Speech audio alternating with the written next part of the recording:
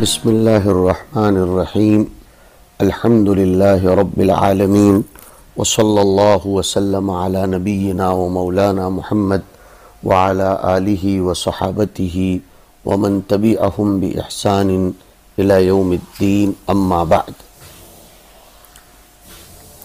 فاعوذ باللہ من الشیطان الرجیم شہر رمضان الذی انزل فیہ القرآن هدى للناس وبينات من الهدى والفرقان فمن شهد منكم الشهر فليصمه ومن كان مريضا أو على سفر فعدة من أيام أخر يريد الله بكم اليسر ولا يريد بكم العسر ولتكملوا العدة ولتكبروا الله على ما هداكم ولعلكم تشكرون۔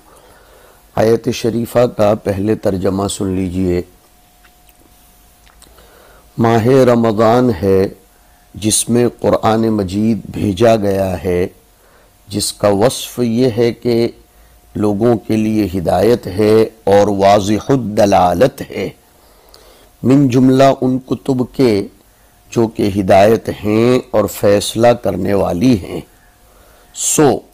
جو شخص اس ماہ میں موجود ہو اس کو ضرور اس میں روزہ رکھنا چاہیے، اور جو شخص بیمار ہو یا سفر میں ہو تو دوسرے ایام کا شمار رکھنا چاہیے۔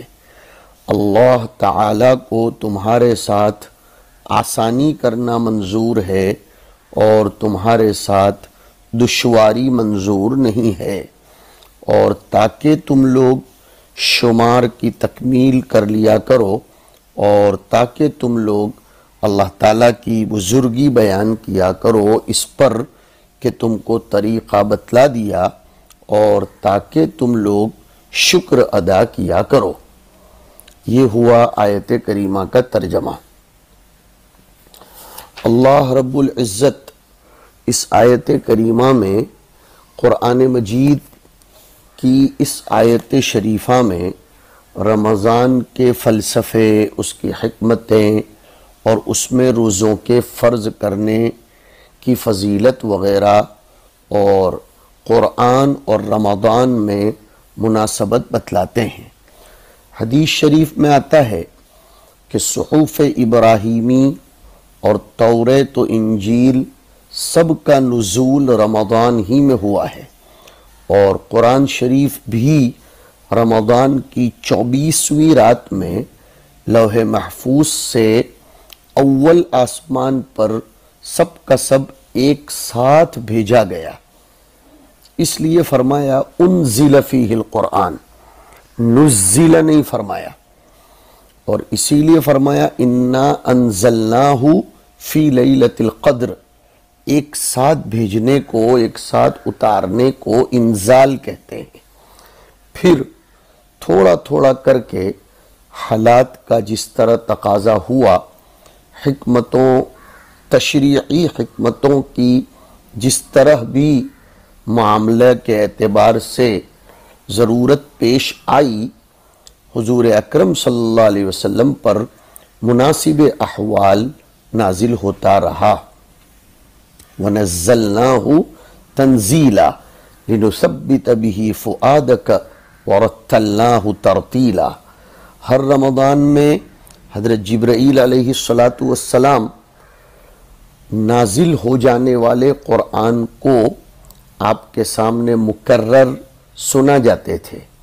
ان سارے حالات سے رمضان مہینے کی فضیلت، قرآن شریف کے ساتھ اس کی مناسبت اور خصوصیت بہت زیادہ واضح ہو جاتی ہے۔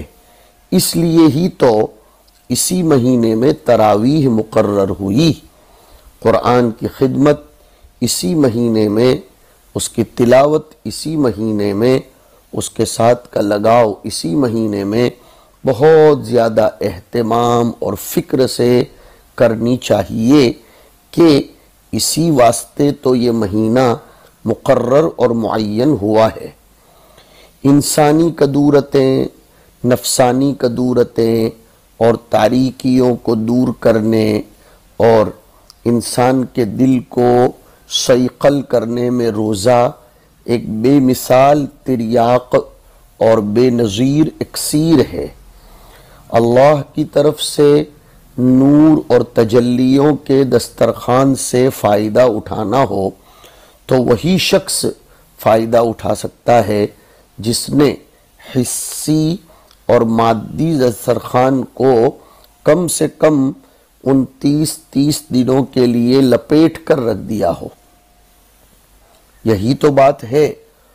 ذرا غور کیجئے طلبہ عزیز کہ جب موسیٰ علیہ السلام کوہ طور پر تورات لینے کے لیے بلائے گئے تو 40 دن کے روزے رکھوائے گئے۔ عیسیٰ علیہ السلام نے بیابان میں 40 روزے رکھے تو اللہ نے ان کو انجیل عطا فرمائی۔ حضور صلی اللہ علیہ وسلم نے غار حرا میں اعتکاف فرمایا، روزے رکھے۔ اسی غار میں پھر حضور پر قرآن کریم نازل ہوا، آپ کو خلعت رسالت عنایت ہوئی۔ پتہ چلا کہ روزے کو کلام خداوندی کے ساتھ خاص مناسبت ہے، اس لیے اس مبارک مہینے میں دن کو روزہ، رات میں تراویح سنت ہے، اور عشر اخیرہ میں تو اعتکاف سنت ہے۔ دن رات میں قرآن کریم کی تلاوت اور دور کا خاص اہتمام کیا جاتا ہے۔ ارباب معرفت نے لکھا ہے کہ روزے کو اور کلام خداوندی کو مناسبت ہے، لہذا باطنی طور پر یہ بات فرماتے ہیں کہ اگر ایک عالم روزوں کا اہتمام نفلی طور پر بھی کرے تو اللہ کی طرف سے اس کے قلب پر علوم کا القاء اور واردات حق تعالی شانہ کے انعام کی شکل میں نصیب ہوتی ہیں۔ اور اللہ پاک فرماتے ہیں کہ جو شخص اس ماہ مبارک کے فضائل مخصوصہ عظیمہ کو اس آیت کریمہ کے ذریعے معلوم کر لے تو جس کسی کو یہ مہینہ اب مل جائے اس کو روزہ ضرور رکھنا چاہیے۔ سہولت کی بنیاد پر شروع میں جو فدیے کی اجازت آئی تھی وہ تھوڑی مدت کے لیے دی گئی تھی، اب وہ ختم ہو گئی۔ شہر رمضان، رمضان کو رمضان کیوں کہتے ہیں؟ حضرت انس کی روایت میں ہے کہ حضور نے فرمایا کہ وہ گناہوں کو جلا دیتا ہے۔ رمض جلانا، گناہوں کو ختم کر دیتا ہے، جلا دیتا ہے، اس لیے اس کو رمضان کہتے ہیں۔ بعضوں نے ایک بات یہ بھی لکھی ہے کہ جس سال روزوں کی فرضیت ہوئی تھی اس سال رمضان سخت گرمیوں کے دنوں میں آیا تھا، اس لیے اس کو رمضان کہا جاتا ہے۔ حضور فرماتے ہیں کہ جو شخص رمضان میں اخلاص کے ساتھ ثواب کی امید کرتے ہوئے روزے رکھے اس کے پچھلے گناہ بخش دیے جاتے ہیں، اور جو لیلۃ القدر میں اخلاص اور ثواب کی امید سے قیام کرے اس کے بھی پچھلے گناہ بخشے جائیں گے۔ صحیحین کی روایت ہے۔ حضور صلی اللہ علیہ وسلم نے اس کی خوب فضیلت ارشاد فرمائیں کہ یہ صبر کا مہینہ ہے اور مواسات کا، ہمدردی کا، اللہ رب العزت کی طرف سے بڑی برکتوں کا مہینہ ہے۔ آپ حضرات اس کے فضائل تو سنتے ہیں، یہ درس ہے اور وہ بھی جلالین کا درس ہے، اس لیے طویل تقریر میں ہم نہیں جاتے۔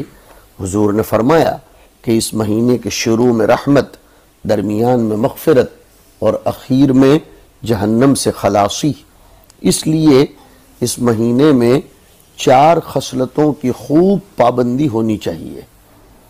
2 ایسی ہیں جن سے تم اپنے پروردگار کو راضی کرو، اور 2 ایسی ہیں کہ ان سے تم کو لاپرواہی نہیں ہو سکتی۔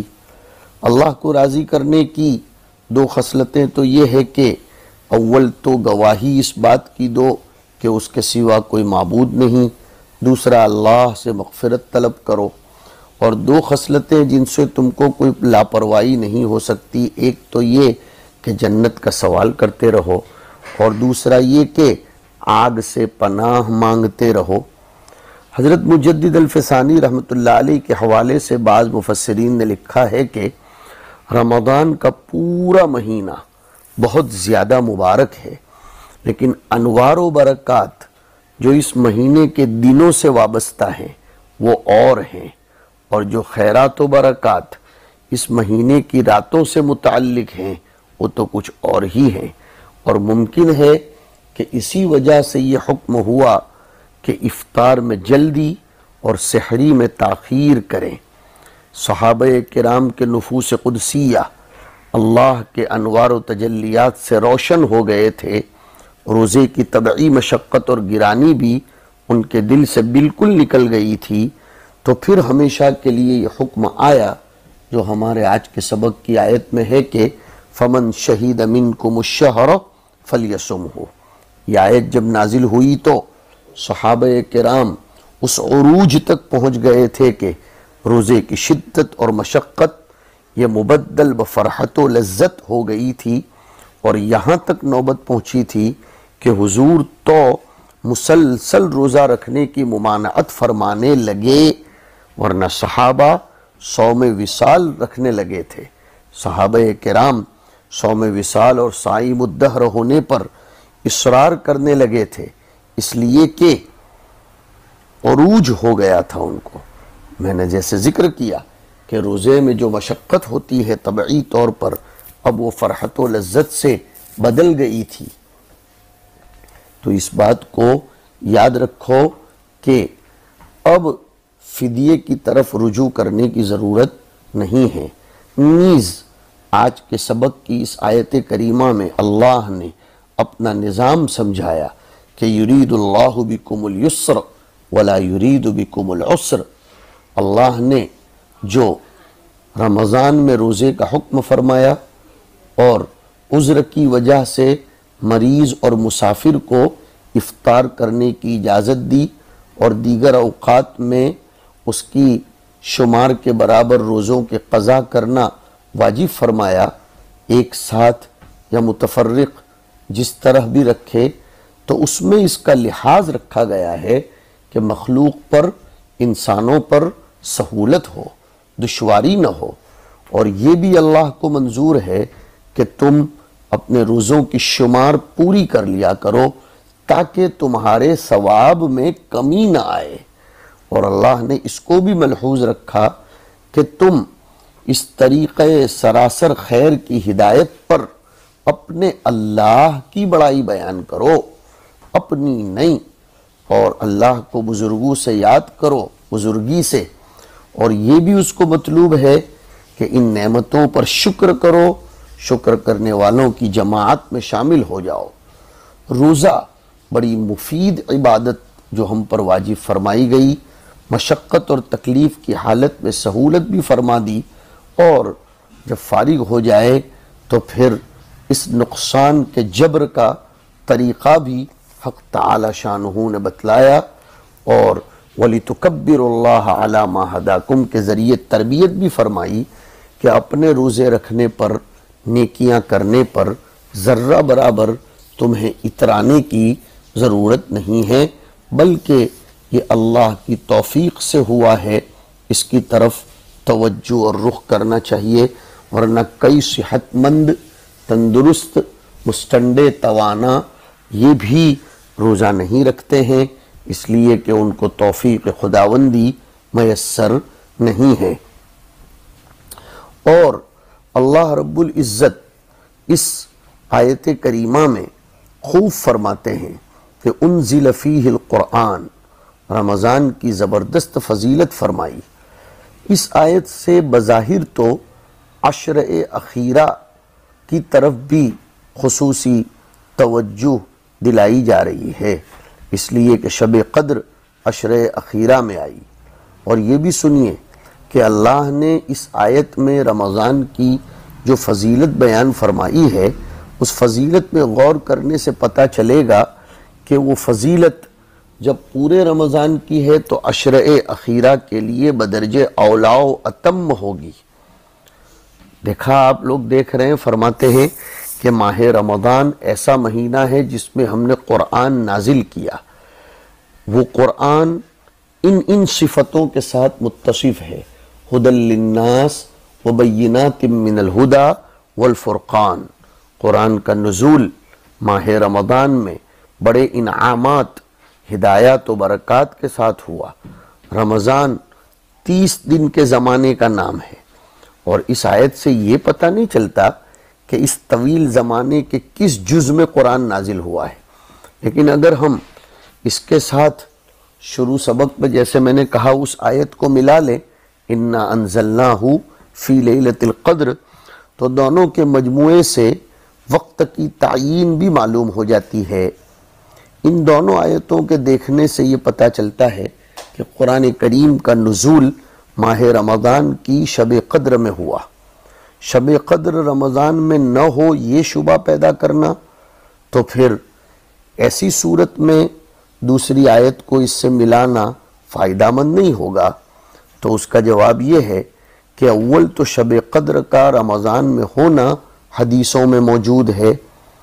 اس سے قطع نظر اگر ہم ذرا تھوڑا سا عقل سے سمجھ سے کام لیں تو ان دونوں آیتوں سے ہی معلوم ہو جائے گا کہ شب قدر رمضان ہی میں ہے۔ اس لیے کلام مجید کا نزول دو طرح ہوا ہے، ایک تدریجی نزول جو 23 سال کے عرصے میں حسب مصالح و مقتضیات و ضروریات ہوتا رہا، جس کا ثبوت خود کلام مجید سے ہوتا ہے کہ لولا نزل علیہ القرآن جملۃ واحدہ۔ یہ آیت مشرکین و نصارہ کے ان اعتراضات پر نازل ہوئی تھی کہ اگر حضور نبی ہیں تو ان کو قرآن ایک ساتھ پورا کا پورا کیوں نہیں دیا گیا جس طرح موسیٰ و عیسیٰ علیہم السلام کو دیا گیا تھا۔ تو اللہ تعالیٰ اس اعتراض کا جواب دیتے ہیں کہ کذالک لنثبت بہ فؤادک، بتدریج ٹکڑے ٹکڑے کر کے ہم نے اس لیے نازل کیا ہے کہ اس تدریج کے ذریعے آپ کے دل کو تثبیت، اس کو یاد کرنا سمجھنا آسان ہو جائے۔ تو اگر غور کیا جائے تو معلوم ہوگا کہ جس قدر تثبیت فؤاد، ضبط، فہم بتدریج نازل کرنے میں ہو سکتا ہے، دفعاً نازل کرنا اس میں وہ فائدہ نہیں ہوتا۔ اس آیت کریمہ میں اور بھی دیکھیے، ہدی للناس، اس میں تنوین بلاغت اور نحو کے اعتبار سے تعظیم کے لیے لے لو کہ یہ قرآن کریم بہت بڑی ہدایت ہے لوگوں کے لیے، اور واضح دلائل اس میں موجود ہیں۔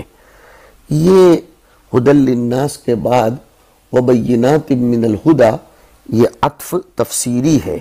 من الہدا میں من تبعیضیہ ہے، الف لام جنس کا مطلب یہ ہوگا کہ قرآن کریم بہت بڑی ہدایت ہے لوگوں کے لیے، اور واضح دلائل ہیں شرائع سماویہ میں سے جن کی شان ہی ہدایت ہے۔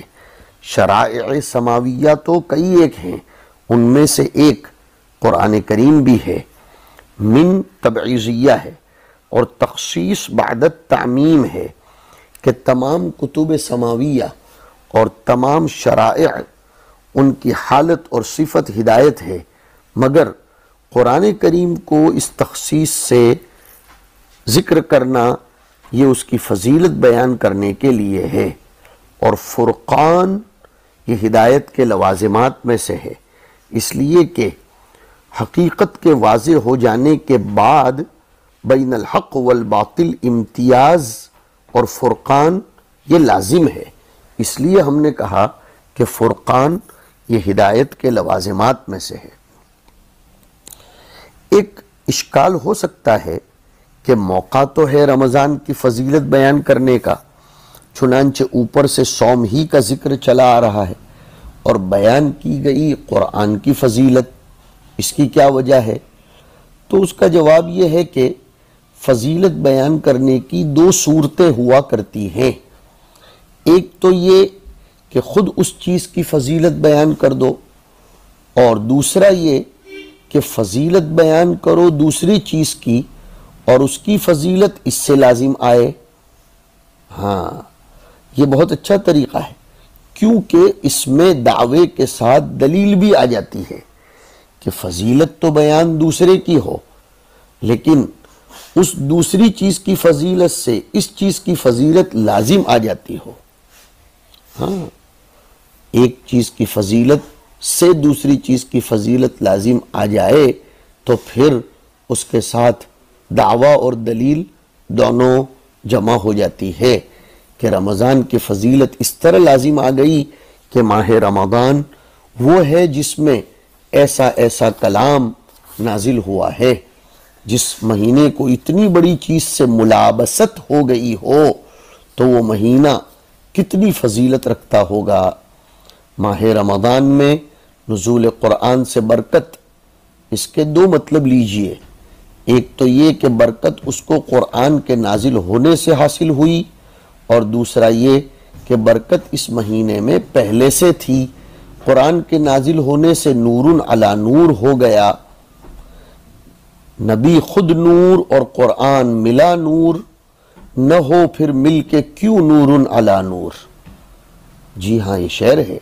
نبی خود نور اور قرآن ملا نور، نہ ہو پھر مل کے کیوں نور علی نور. وصلی اللہ علی النبی الکریم.